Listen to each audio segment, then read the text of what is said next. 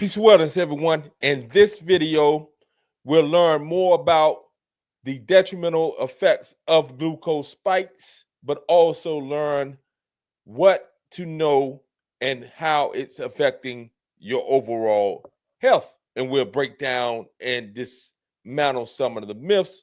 Also, in this video, you have your Monday workout that is available. You'll see that, and I'll walk you through that.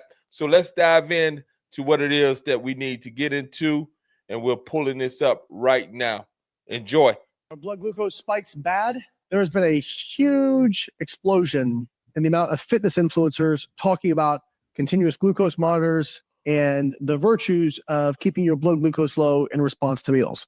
Acute short-term rises in blood glucose are not problematic if you have compromised insulin sensitivity where that blood glucose remains elevated past the time period where it's supposed to be.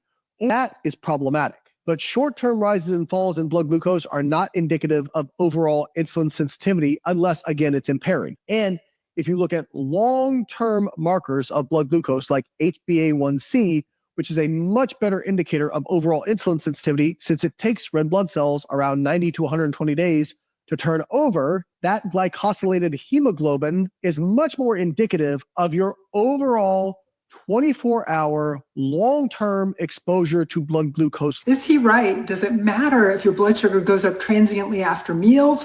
Should you wear a glucose monitor to figure this out? And is hemoglobin A1c, this 3-month blood sugar test, the best way to know if you actually have problems? The answer to both of his assertions is no. There's studies that So she's challenging what it is that he's presenting. We'll allow her to give her argument. Let's jump right back into it. show that increased blood sugar, even in non-diabetics, increases coronary vascular resistance. That means it compromises the blood flow to your heart. Also, increased blood sugar after meals, even in non-diabetics, those who had blood sugars over 150, had a 27% increased risk of cardiovascular disease over those who had blood sugars post-meals under 150. And again, these studies were in non-diabetics. The summary paper talks about the fact that higher blood sugars after meals, even in non-diabetics, can increase AGEs. These are advanced glycosylation products.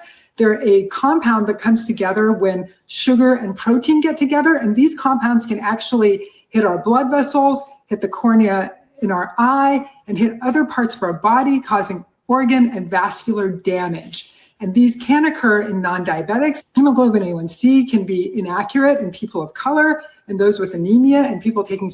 I've never heard of that, so I would ask her again. Well, I'm gonna shoot a message to her and ask her to explain that a little bit deeper. But she says that A1C tests can be inaccurate, especially in people of color, i.e., Black people and others. All right, so allow her to continue.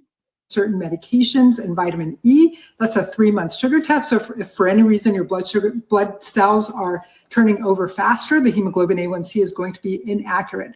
In fact, in studies, the hemoglobin A1c missed true diabetics 50% of the time over the gold standard test, which is an oral glucose tolerance test. So maybe the test that we need to take is a oral glucose tolerance test. This is something new to me as well. I always thought that the A1C is the true marker of where and how your blood sugar levels, blood glucose levels are performing over a 3-month period. But she's saying that's not the case. I researched it a little bit more. Allow her to continue. So yes, postprandial blood sugars or post-meal blood sugars that are high can compromise your health, even if you're not a diabetic. To learn more, comment insulin below, and we'll send you a blog all about the best ways of testing for insulin resistance. This was a great video, and this is why I shared this with you guys, especially for those of you who are diabetic, type 2 diabetes, and or who are at that point of insulin resistance and entertaining pre-diabetes. All right, so these are the things that we need to understand. And even if you're not pre-diabetic or diabetic or insulin resistance, this information is pertinent for all of us to understand how our body responds to the food that we are eating. And again, she dropped something new on me when she said that the A1C is not necessarily the gold standard when it comes to testing the blood glucose. and on that average for 3 months. She said the oral glucose test. I will look more into that because I want to understand that myself. And again, I reversed my type 2 diabetes. But when you say reversing type 2 diabetes, it's not necessarily a reversal. I'm no longer in the diabetic range on a long period of time, but my blood glucose level still shoots up whenever I engage in carbs and or sugar. And I don't engage in those carbs and or sugar very often. Even with protein, my blood sugar shoots up.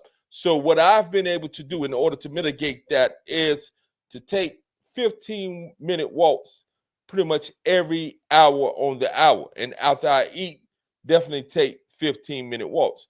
Just 15-minute walk. You don't need those long walks, but if you break up and able to do 3 to 5 15-minute walks a day, that will go a long way to help to control that glucose spike, especially after you eat.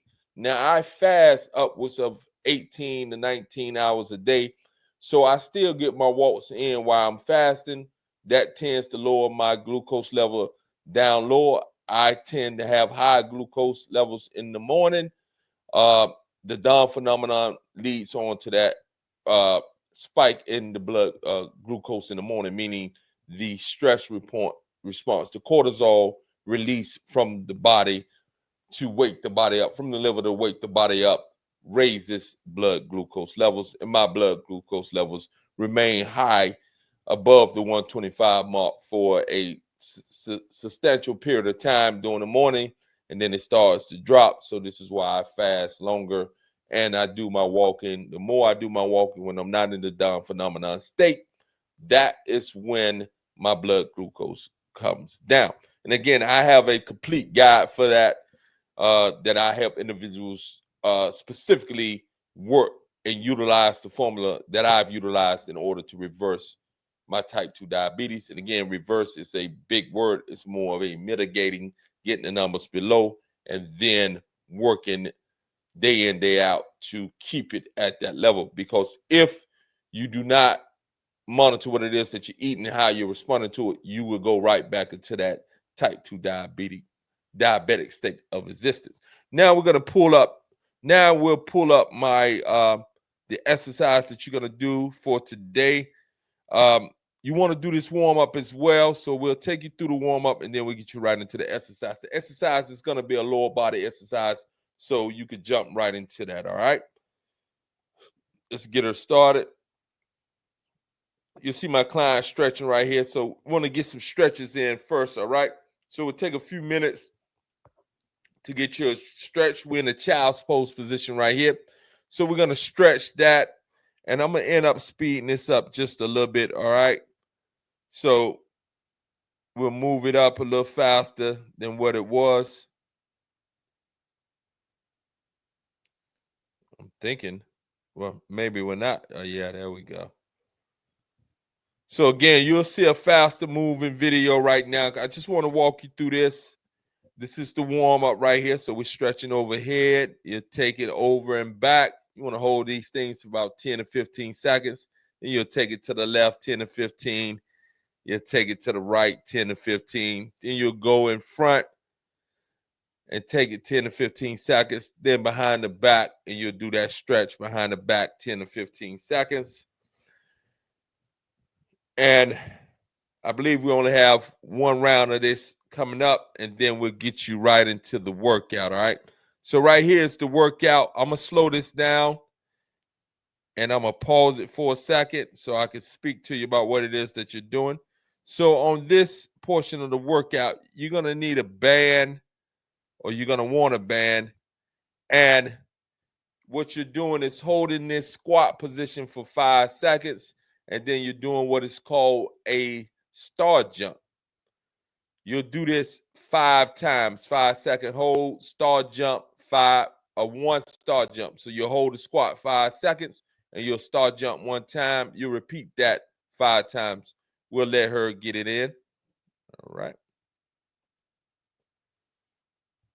You see the hold, you see the star jump. So the star jump is like a cheerleader jump. It's nice and low. You have 5 of these, all right? So we're working the glutes on this, all right? That band and that star jump actually works the glute. This is a glute workout. So you definitely want to maintain a tight form as my client is showing you. Now this next move, if I got it straight, it's the in and out. So this is an in and out move, guys. So she squats low, and you see how she just takes her legs in and out. Again, we're working those glutes. She has immaculate form. You want to try to replicate that form, okay? So you have 15 of those in and outs, all right? Now, if you don't have kettlebells, you will want dumbbells, heavier dumbbells, and you can hold them long ways. Don't hold them from the middle, hold them from the top. We prefer you have the kettlebell, and even if you don't have the band, you can still do this. If you do it with the band, it's going to make it target that glute area a lot more. So you see how my client is moving downward, and then she powers up through the heels of her feet.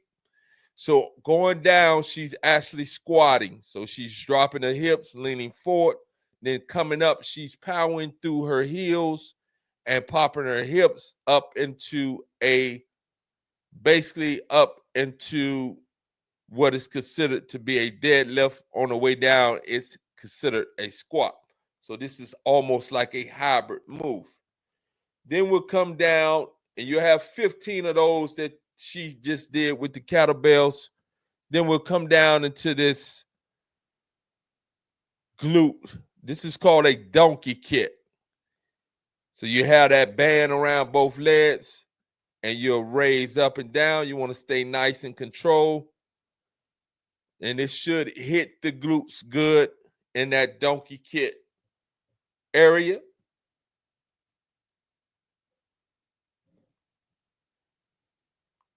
You have 15 on the right. You have 15 on that left side, okay?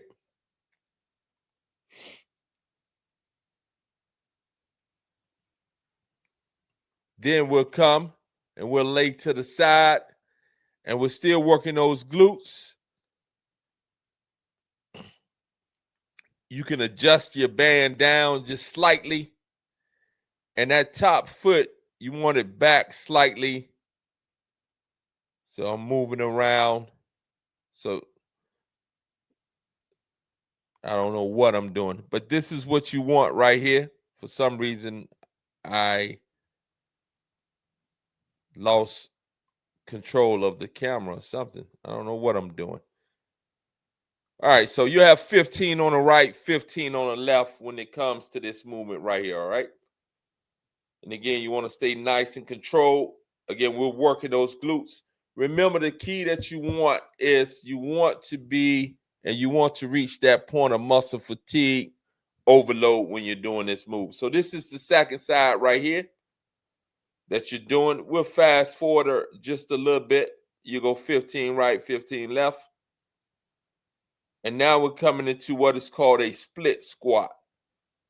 And it's all the way down, halfway up. If you're strong enough, you want to carry you one weight in the middle. The key is to drop that back knee all the way down low and press through the heel on that front knee. And you have 15 on that move right there. 15 on the right, and you'll have 15 on the left. All right? So you'll see us switch it up. We're not going to watch that whole thing. We're going to move it forward just a little bit. And we'll come into that last movement. Or this may be the last movement. I filmed this video about 2 or 3 days ago, so I don't know exactly if we did anything else. This looking like this is the last movement. So again, you could do one round of these movements, or you could do more. I will leave this on the screen as I finish out talking to you. Again, that's the stretch portion of it. And we'll leave you with this. Again, you could go one round of that. It's preferred that you do 3 rounds of everything that we did. I'll leave in the comment section, I'll leave the actual written workout that you could do. And again, you want to do at least, I would do at least 3 rounds. You could do 1 and be done, but to get the maximum result, I would do 3 rounds of these specific moves, and you'll see, or you should get the workout that breaks down the muscle group that you're working, and you should be able to see some results. Again, results come with consistency. Consistency is the key to results on anything that we do. All right, so this video has went long enough. If you like what it is that I'm doing with these videos, please like, subscribe, and comment. Remember, I have a political channel called Monte_Reid, MONTE_Reid, REID, while talking about politics, social issues, etc. That's another great channel. Please support that channel as well. Again, have a beautiful day and enjoy life. Sending you peace, wellness, and love. Peace.